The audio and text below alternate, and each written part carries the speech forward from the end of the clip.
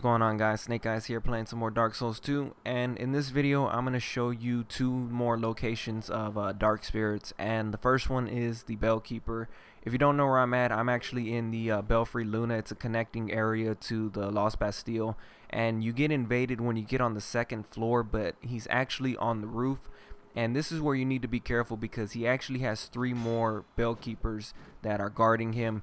And not only are they really low to the ground and pretty fast, but when they get to a certain amount of distance, they switch to their short bows, and they're actually pretty dangerous like that. They can let out a good amount of arrows all in one shot, and if you have low health, it's real easy to actually die from this. So what I recommend doing is dancing around these columns, but as you can see, they're taking chunks off the damage. My character's just stuck with arrows.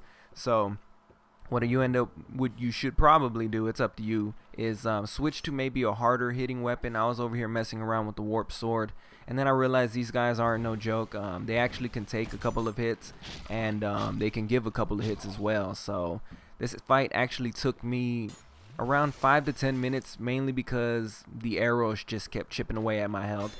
So in a little bit here, I'm actually fast forwarding it to the point where I actually killed them. And right here, it's the invader banished. I still had some that I needed to take care of, but that's actually the location to the first one.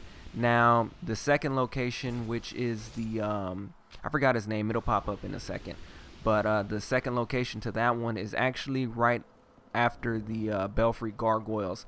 And this fight as well is a little tricky because right below that ladder there's actually 7 dogs, and the invasion triggers when you fight one of them. When you do the first damage to one of the dogs, that's when the invasion triggers. So right here I actually switched to some dark pine resin because if you're gonna fight these dogs, you need to be able to take them out quick, because if you don't take them out fast enough, not only are you gonna have a whole lot of dogs to deal with, but you're gonna actually have a dark spirit to deal with as well. And to be honest, that is not really something you want to fool around with. So as you can see, the dark pine resin is doing its work. It's knocking them out in one hit. And Vorgel the Sinner is actually the name of this guy. He's not too difficult, but what would make this fight extremely difficult is if you didn't take care of those dogs.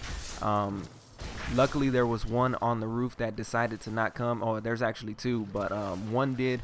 So I took him out pretty quick. Like I said, it's something that you want to immediately change your priority with. Luckily my weapon was still enchanted with dark pine resin, so I could still do a good amount of damage. But this is actually an area that you do want to come into, because the item right in front of me is actually the enchanted falchion or falcon, I forgot, I don't know how to say it.